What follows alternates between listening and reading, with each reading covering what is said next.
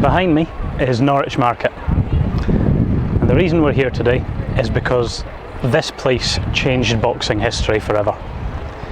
And it changed it because it brought together two of England's greatest boxers, gentlemen by the name of Nat Langham and James Mace, Jem Mace, Gypsy Jem to those of you who knew him.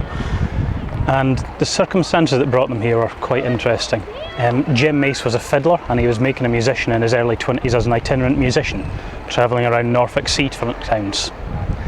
He had a gig over in Great Yarmouth entertaining some gents in a fisherman's pub, and after he was finished playing the fiddle, three sailors accosted him outside and assaulted him and smashed his fiddle up. And he lost his temper and he beat the three of them up. A little crowd formed to watch this exhibition, and afterwards they had a collection for him because he'd put on such a fine display of fighting. One guy took him to one side, placed a guinea into his hand and told him he should consider being a prize fighter. And with that, the boxing scene in England was changed forever. In the early 1850s, James started picking up fights on the local boxing scene after marrying a schoolmaster's daughter. And as a result of that, he came to the attention of Nat Langham, England's middleweight champion, who at that time had a boxing booth right there in Norwich Market. Now, boxing booths were the legal way for boxers to earn an income at this point in time. Prize fighting was highly illegal. Anyone who was taking part in a prize fight or even attending was placed themselves in a position amenable to the law. So the boxing booths were exhibition centres where gentle sparring matches would go on to show off the science of self-defence. Mace turned up, he sparred with such skill that Nat Langham took an interest in him and took him on at the boxing booth as a permanent attraction. This was James's first real steady job as an adult.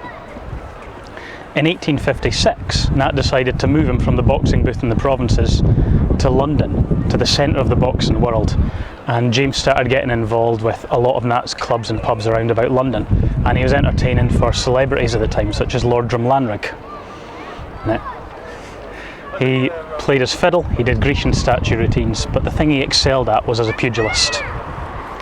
The thing is, the love for the fiddle carried on throughout James's life, and he never gave it up, which meant that later on in the 1860s, when his prize fighting career had died down due to the police enforcing the laws a lot more strictly, he started giving exhibitions again as part of Pablo Fanck's circus, and he invented modern boxing as we know it. He fought with padded gloves, the mufflers that John Brufton had invented, and that became a regular feature. He was the first one to do that.